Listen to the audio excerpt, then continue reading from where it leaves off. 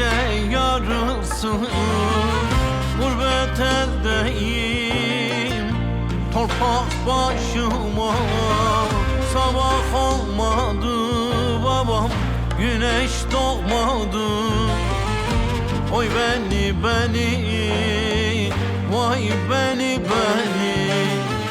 soyka bu acı bitirir beni.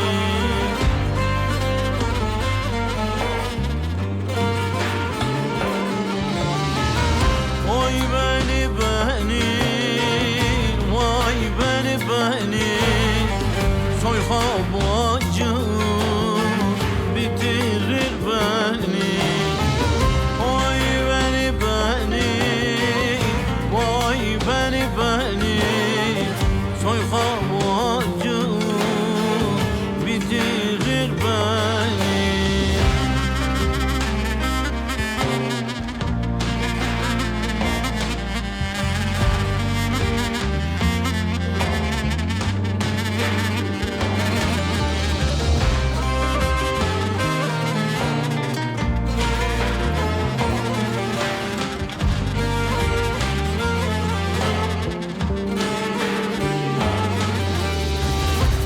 Garip anam dizüstü çökmüş, asırlık çınarın üstü örtülmüş. Kardeşlerimin boynu bükülmüş. Oy beni, vay beni, soyka bu acı bitirir beni.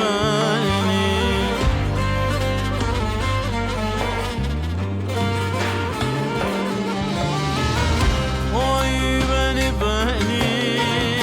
vay beni, soyka bu acı bitirir beni. Oy beni,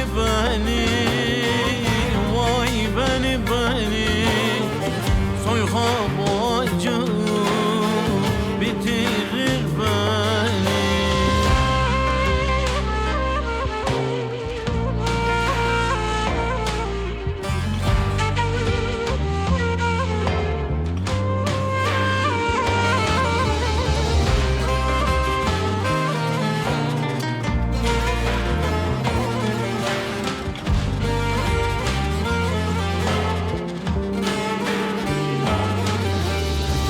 O zalim felek bizi de buldu, girdi kaleme ateşi koydu.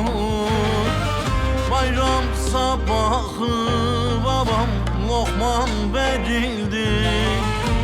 Oy beni, vay beni,